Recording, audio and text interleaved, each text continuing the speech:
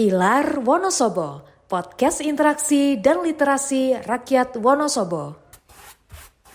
Halo teman pemilih, jumpa lagi bersama saya Nida Ulfa dalam Pilar Wonosobo, podcast interaksi dan literasi rakyat Wonosobo. Hari ini saya tidak sendiri karena saya sudah ditemani oleh narasumber kita pada hari ini, satu-satunya perempuan yang saat ini menjabat sebagai komisioner KPU Kabupaten Wonosobo. Langsung saja kita sambut Ibu Yusi Arafah. Selamat siang Bu Yusi. Selamat siang Mbak Nida. Apa kabar Bu Yusi? Alhamdulillah baik Mbak Nida. Alhamdulillah, oke teman pemilih, narasumber kita kali ini adalah Ketua Divisi Perencanaan Data dan Informasi KPU Kabupaten Wonosobo.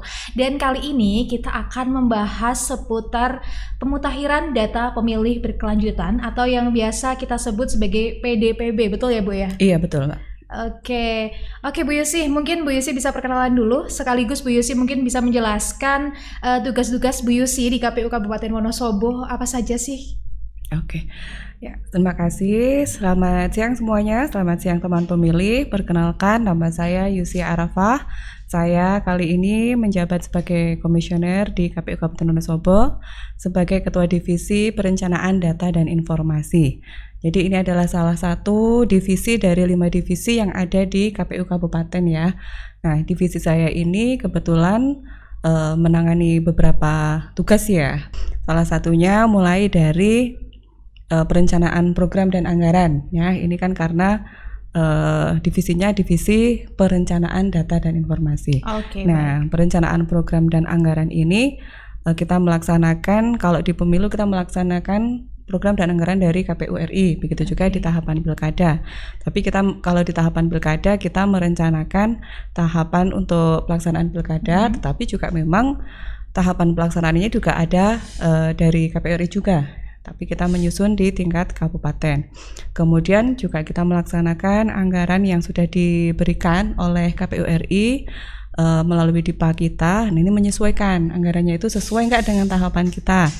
Nah, kemudian di saya juga ada pemutakhiran data pemilih, baik itu data pemilih buat pemilu, pilkada ataupun pasca pemilu dan juga pilkada. Nah, selain data pemilih ini, kami juga melaksanakan terkait di informasinya ya, jadi sistem informasi, banyak sistem informasi yang memang kalau di KPU RI berada di bawah Pusdatin.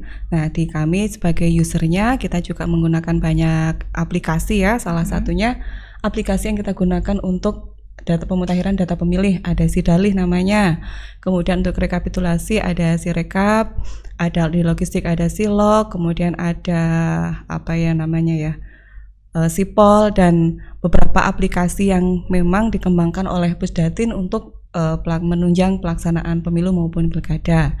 Nah, ini dari aplikasi tersebut. Kemudian juga ketika tahapan sudah selesai, nanti kita yang juga untuk bertanggung jawab dalam proses evaluasi maupun pelaporan. Oke, ternyata cukup banyak juga ya tugasnya Bu Yusi sebagai Ketua Divisi Perencanaan Data dan juga Informasi yang ada di KPU Kabupaten Wonosobo. Namun, teman pemilih, hari ini kita tidak akan membahas semua tugas-tugas yang tadi Bu Yusi sudah sebutkan, karena kita hari ini akan berfokus pada pemutakhiran data pemilih berkelanjutan atau PDPB dalam episode Pemilu Lancar dimulai dari data yang benar. Oke, sebelum kita masuk ke pembahasan utama kita, Bu Yusi, saya mau tanya dulu nih, syarat sebagai pemilih itu apa sih Bu? Syarat sebagai pemilih ya banyak sebenarnya ya nggak banyak, itu cuma 3 ya, sebenarnya cuma 3 syarat sebagai pemilih. Jadi namanya pemilu, pilkada itu kan pasti ada pemilihnya. Kalau nggak ada pemilih nanti siapa yang mau milih calon-calon tersebut. Nah, buat jadi pemilih pasti ada syaratnya yang harus dipenuhi ya. Yang pertama adalah warga negara Indonesia. Warga negara Indonesia ini baik dia tinggal di Indonesia maupun tinggal di luar negeri, juga dia bisa masuk sebagai pemilih sepanjang dia memenuhi syarat ya, memenuhi syarat usianya sudah 17 tahun ya, dibuktikan dengan KTP-nya ataupun KK atau biodata penduduk atau IKD.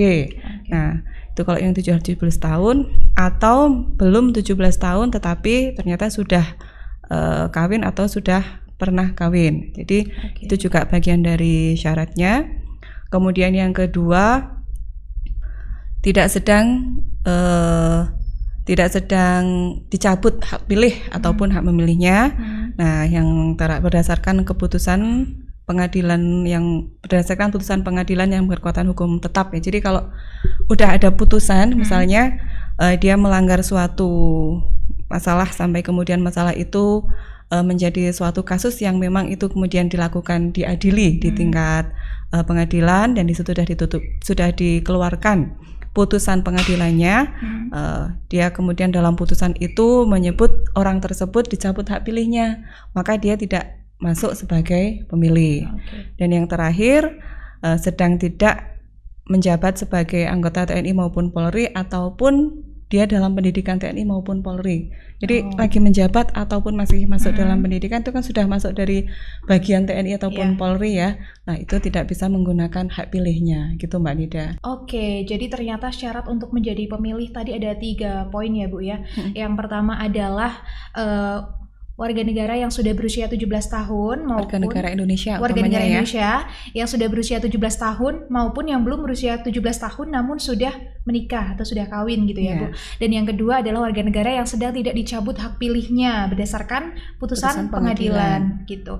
Yang ketiga adalah tidak menjalani pendidikan maupun menjabat sebagai anggota TNI maupun Polri.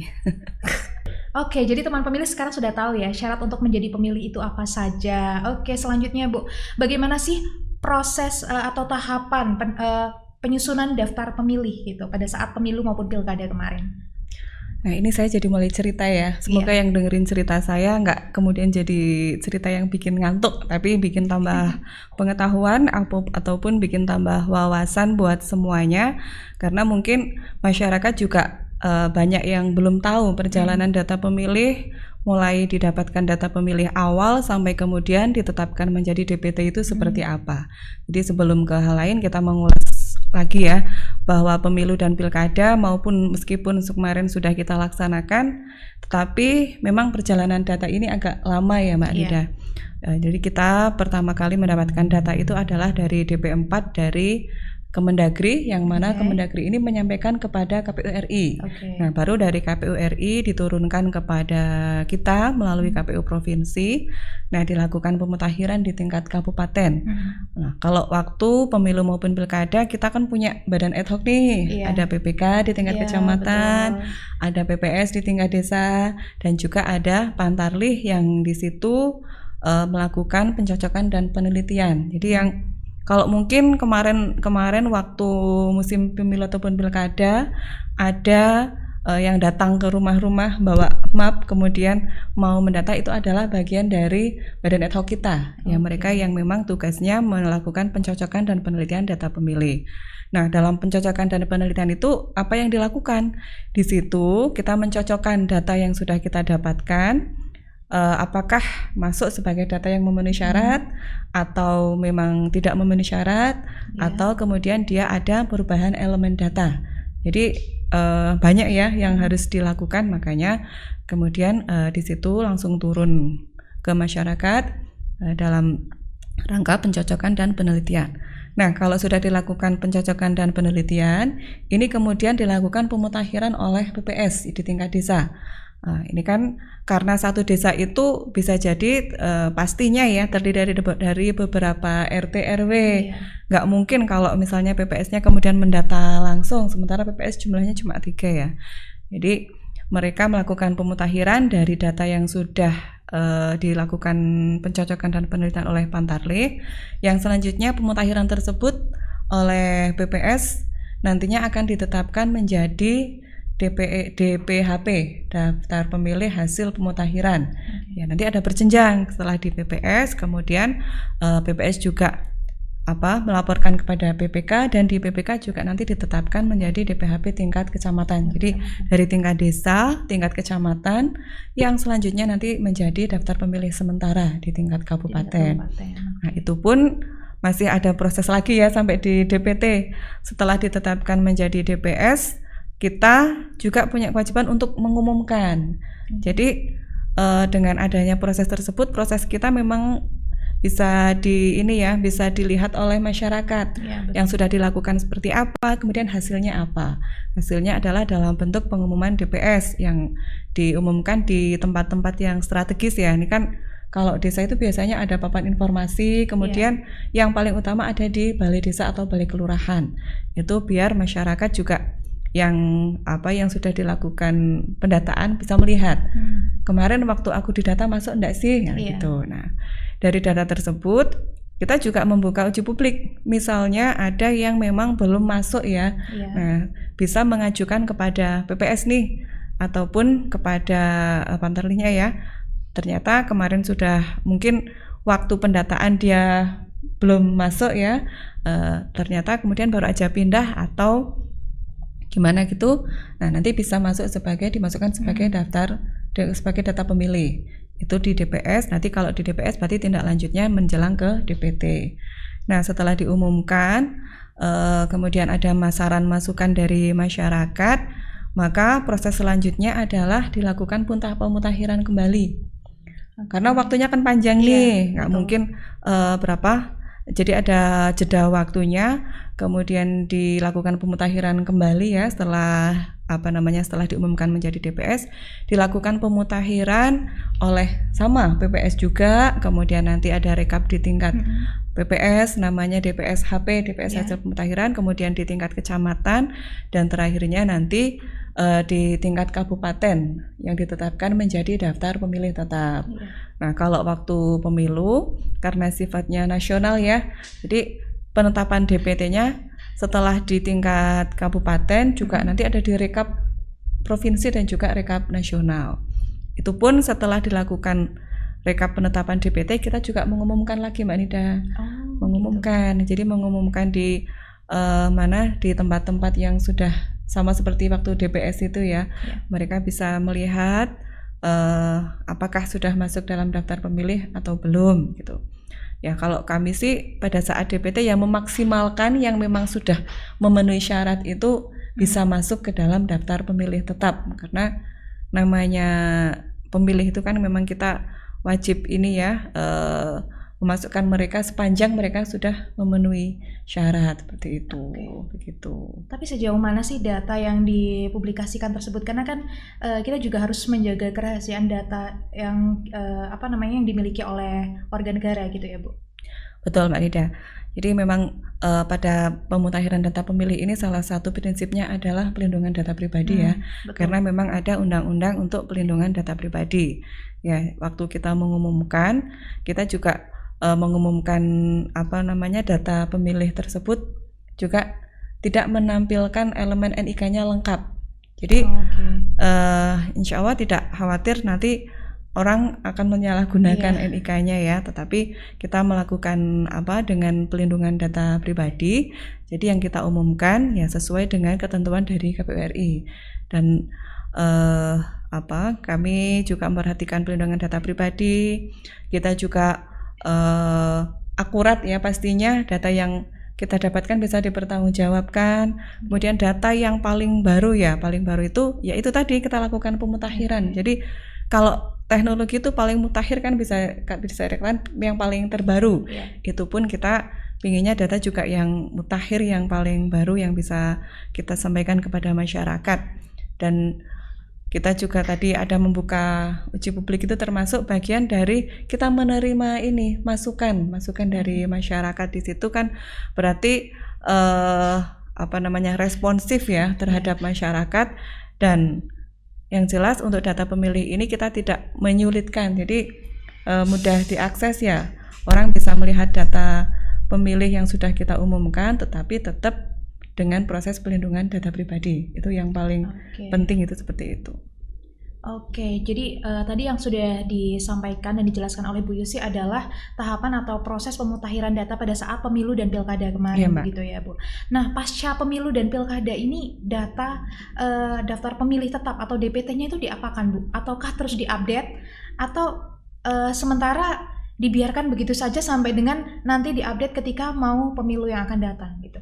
Nah, itu juga yang mungkin jadi pertanyaan teman pemilih semua ya. Betul. Ini kalau udah pilkada, udah pemilu, KPU salah satu tugasnya ngapain sih? Nah, Iya. ini yang jadi bagian dari tugas KPU pasca pemilu maupun pilkada, utamanya kalau di divisi saya di bagian pemutakhiran data pemilih. Ini tanggal 10 Maret 2025 itu KPU sudah mengeluarkan PKPU 1 tahun 2025 tentang pemutakhiran data pemilih berkelanjutan. Nah, di situ ini kan memang ada amanat dari undang-undang untuk undang-undang pemilu ya.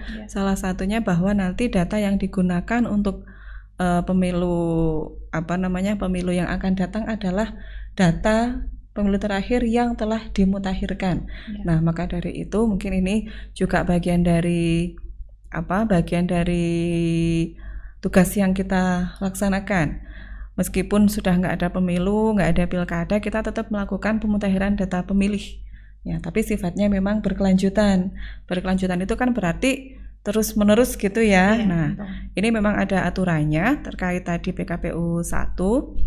Kalau melihat kemarin kita proses tahapan pemilu maupun pilkada ini kan pilkada utamanya ya, kita selesai penetapan itu di bulan Maret.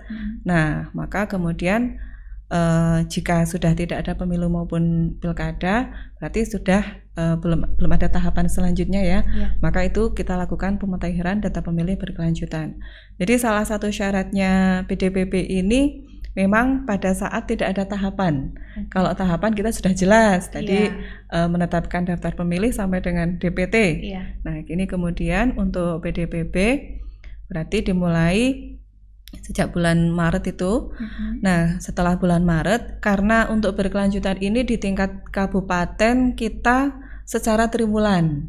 Berarti 3 bulan sekali. 3 bulan sekali ya, 3 bulan sekali. 3 bulan sekali kalau dihitung menggunakan bulan kalender ini, bulan pertama kan bulan Januari ya. Harusnya memang kalau tahapannya selesai Desember berarti Januari udah mulai. Tapi kita di Januari, Februari sampai Maret kita masih tahapan. Nah, maka kemudian PDPB-nya dimulai dari bulan April, Mei dan Juni yang kemudian ditetapkan kemarin pada tanggal 2 Juli 2025.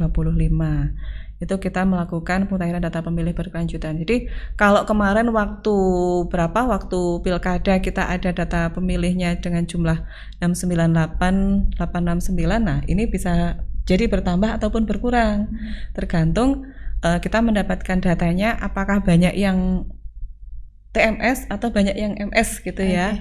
Karena namanya perpindahan penduduk ini kan Mbak Nida tahu sendiri ya. Kita itu negara yang luas gitu, jadi masyarakatnya dinamis sekali. Kadang pindah ke sana, pindah ke sini mungkin karena pindah kerja atau mungkin karena pernikahan. Nah, itu juga data yang kita dapatkan dari Kemendagri salah satunya adalah data pemilih pindah masuk maupun pindah keluar. Kemudian juga data orang yang sudah meninggal, kemudian potensial pemilih baru. Kemudian ada yang elemen perubahan data ya, mungkin tadinya statusnya menikah kemudian sekarang tidak menikah atau sebaliknya yang tadinya belum kemudian sekarang sudah menikah. Dan juga kalau memang ada potensi pemilih yang ganda maupun yang invalid, itu juga tetap kita lakukan pemutakhiran. Jadi memang meskipun kita sudah tidak ada badan ad hoc lagi, kita nggak ada tahapan untuk pemilu maupun pilkada, tetapi data ini tetap terus berjalan. Jadi nanti biar data ini tetap terus berjalan buat persiapan untuk pemilu yang akan datang. Selain itu, dalam rangka pemutakhiran kita juga tetap berkoordinasi Mbak dengan instansi yang terkait ngurusi data pemilih ini. Misalnya kayak di Capil, kemudian ada partner kita di Bawaslu ya. Kemudian ada di Rutan ya, karena meskipun di Rutan kan kita tetap memfasilitasi mereka untuk memilih ya. Kemudian juga ada TNI Polri. Mungkin kalau dari TNI Polri ada yang tadinya dari masyarakat sipil kemudian dia pendidikan atau yang mungkin sudah pensiun. Itu kan kalau udah jadi masyarakat sipil lagi bisa menggunakan hak pilihnya. Jadi ya selain koordinasi pemutakhiran ya sekitar itulah mempersiapkan ya. Baik Bu. Nah tadi Bu Yusi menyebutkan ada data-data yang TMS. Mungkin teman pemilih di luar sana belum tahu TMS itu apa sih Bu, gitu, dan data apa yang masuk ke dalam kategori TMS gitu. Oke. Oh iya ya, ini masih pakai singkatan ya, akronim Iya, ya. Jadi betul. jadi kalau kita karena udah terbiasa dengan data pemilih itu MS dan TMS Iya. ya. Kalau MS berarti kan memenuhi Memenuhi syarat. syarat, ya. Kalau TMS berarti dia tidak memenuhi syarat. Nah, tidak memenuhi syarat di sini beberapa banyak ini ya, banyak hal. Yang pertama mungkin karena dia orangnya sudah meninggal dunia. Kalau orang sudah meninggal dunia, kemudian ada bukti dukungnya akte kematian, atau mungkin juga apa namanya ya, surat keterangan dari desa atau laporan dari keluarga bahwa dia sudah meninggal, maka berarti kita bisa menindaklanjuti mencoret nama tersebut dari data pemilih yang sudah ada di kita. Kemudian ganda ya, ganda ini bisa jadi mungkin ganda ganda NIK, tapi ternyata karena suatu hal ya, ini kan kadang suatu hal yang agak gimana gitu ya saya juga karena ini sih memang agak jarang, tapi ganda NIK juga memang terjadi. Satu NIK itu ternyata dipakai 2 orang gitu ya. Nah, makanya kemudian kita harus mengepaskan ini yang benar NIK-nya siapa sih. Nah, itu juga nanti kita koordinasi ke Capil. Siapa sih ini yang benar. Nah, jadi biar salah satunya juga bisa masuk ya, yang lain yang memang tidak sesuai tidak dimasukkan. Kemudian tadi kayak pindah domisili. Nah, kalau orang datang ke Wonosobo, misalnya asalnya bukan dari Wonosobo, misalnya katakanlah dia dari Temanggung ya, meskipun masih dalam satu provinsi tapi kan udah beda kabupaten nih. Nah, maka di situ orang yang orang yang pindah keluar ya dari Wonosobo keluar ke sana, nanti berarti dia bukan sebagai pemilih di sini lagi, asalkan memang KTP-nya sudah bukan KTP Wonosobo, berarti bisa kita coret. Begitupun kalau orang pindah masuk, dia KTP-nya sudah Wonosobo, berarti dia bisa dimasukkan. Tapi kalau orang pindah masuk, masuknya sebagai pemilih baru ya, yang MS tadi Mbak Nida, MS dan TMS. Nah, itu bagian dari sebagian yang TMS itu seperti itu. Jadi ya biar masyarakat tahu ya, nanti kalau saya bilang MS sama TMS mereka sudah nggak bingung lagi. Iya, betul sekali. Oke, cukup kompleks ternyata ya Bu permasalahannya. Nah, apa saja sih kendala yang dihadapi gitu pada saat pemutakhiran data pemilih? Karena kan ini melibatkan seluruh pemilih yang ada di Indonesia gitu. Kira-kira kendala apa yang dihadapi oleh Bu Yusi sebagai Ketua Divisi Perencanaan Data dan juga Informasi? Ya, kalau kendala setiap pekerjaan pasti ada, entah itu mungkin kendala kecil atau ini ya, memang ada sedikit kendala. Nah, kalau untuk proses pemutakhiran data sendiri, di sini kita memang mendapatkan data dari KPU RI ya, melalui dari Kemendagri melalui KPU RI, itu kita sudah dimudahkan untuk akses datanya. Tapi yang bikin jadi kendala karena memang kita sedang tidak ada tahapan pemilu maupun pilkada, kita jadi harus melakukan pemutakhirannya itu nggak bisa minta bantuan sama teman-teman ad hoc gitu.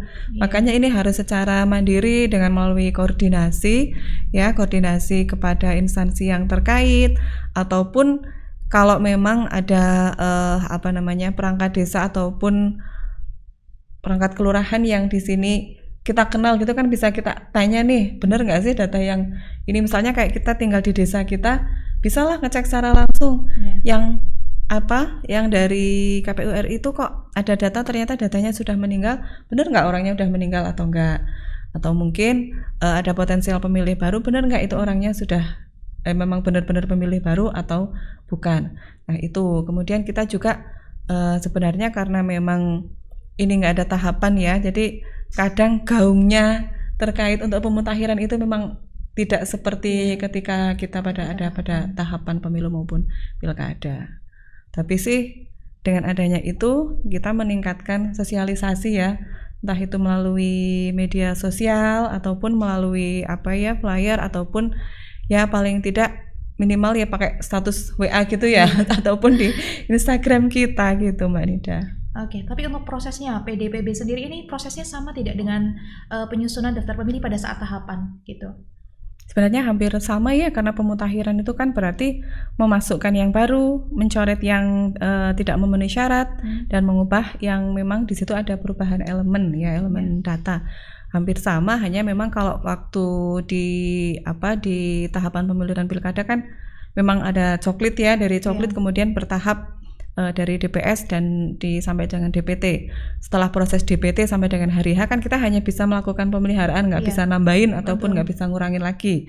Tapi kalau untuk PDPP ini karena memang 3 bulan sekali ya, berarti 3 bulannya ini ya 3 bulan berjalan. Kalau kemarin bulan Juli berarti ini kita tetapkan lagi di bulan Oktober begitu. Oke. Jadi ya memang ya berjalan ya. Jadi ketika di situ orang melihat berjalan itu ya ini usia memenuhi syarat pun juga berjalan. Jadi 17 tahunnya kalau waktu pemilu pilkada ini dihitung 17 tahun pada saat hari H-nya ya, hari H pemilu maupun pilkada.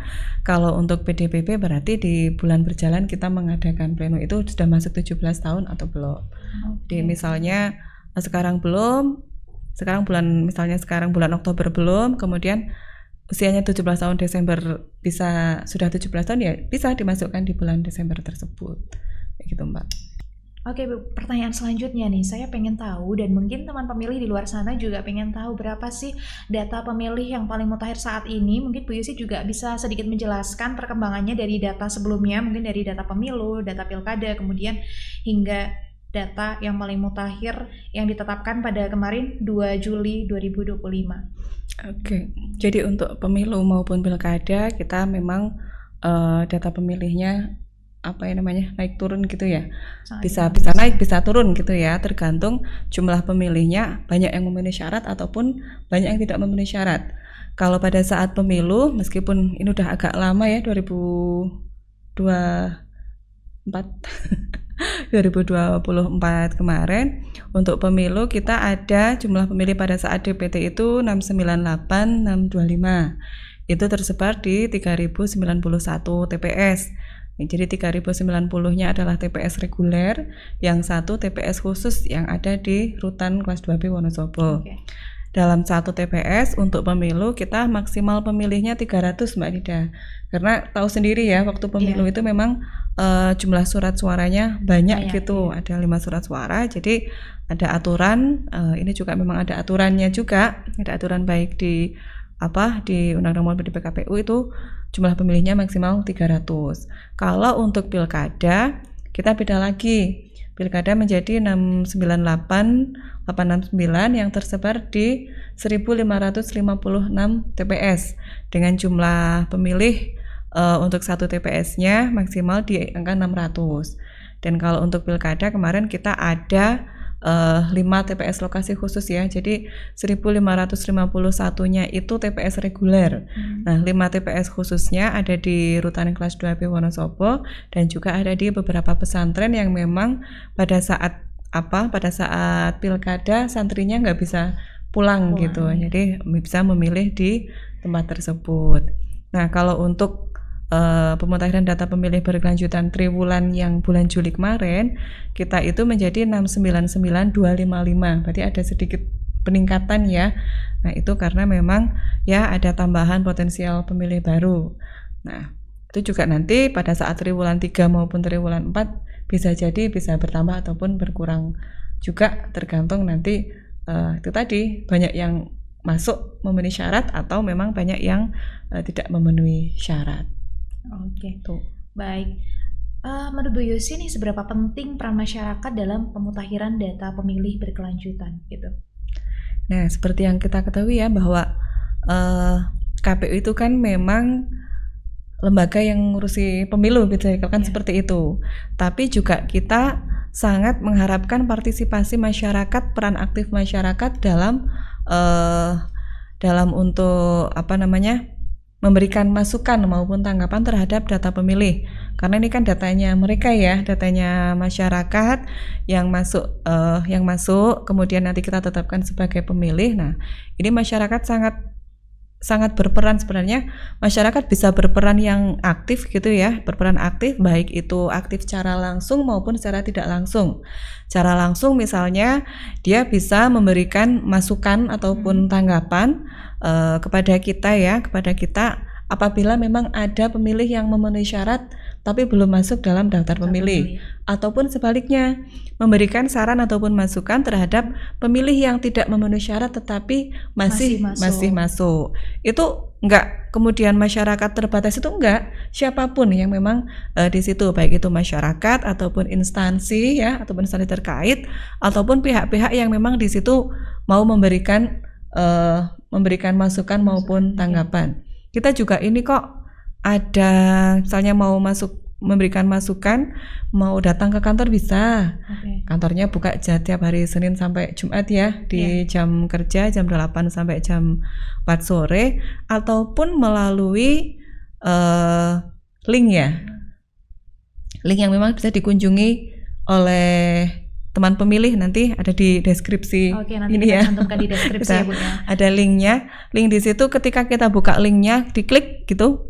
Linknya bisa otomatis nanti ada Google Form-nya. Jadi ada Google Form, dia bisa mau ngisi masukan memenuhi syarat ataupun tidak memenuhi syarat, tapi di situ juga harus melampirkan bukti dukung. Nah, jadi kayak tadi kalau pemilih baru berarti dia bukti dukungnya bisa KTP ataupun KK yang memang di situ menjelaskan usianya sudah masuk 17 tahun.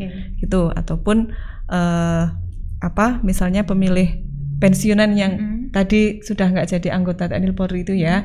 Nah, itu kemudian kalau sudah diupload otomatis nanti kita akan menerima saran tersebut. Nah, kemudian kita tindak lanjuti dengan memasukkan ataupun mengurangi pemilih tersebut. Kalau memang TMS ya. Jadi, nah, masyarakat juga bisa lihat di Instagramnya kita udah posting Mbak Nida. Di Instagram kita ada tentang informasi terkait pemutahiran data pemilih di Instagram, di website ya. Itu kita sudah sediakan, misalnya kayak sekarang ini kan HP-nya udah canggih-canggih tuh. Scan barcode aja udah langsung bisa lihat, linknya udah langsung kelihatan. Scan barcode-nya nanti bisa memasukkan langsung, otomatis ada Google Form-nya yang bisa dimasukkan untuk memberikan masukan ya. Jadi harapan saya sih masyarakat bisa berperan aktif ya. Jadi kita memang yang bekerja mengolah data, tetapi masyarakat memberikan memberikan masukan ataupun saran kepada kita terkait data pemilih biar benar-benar akurat tadi itu. Iya, betul sekali. Oke Bu Yusi, sebenarnya banyak sekali yang ingin saya tanyakan, cuman waktunya sudah habis ini Bu. Mungkin nanti kita bisa sambung lagi di episode yang akan datang. Dan silakan Bu Yusi mungkin bisa memberikan closing statement kepada teman pemilih yang menyaksikan tayangan ini. Baik Mbak Nida, berarti kita ada next episode ya. Saya tunggu. Harus. Saya tunggu next episode selanjutnya ya.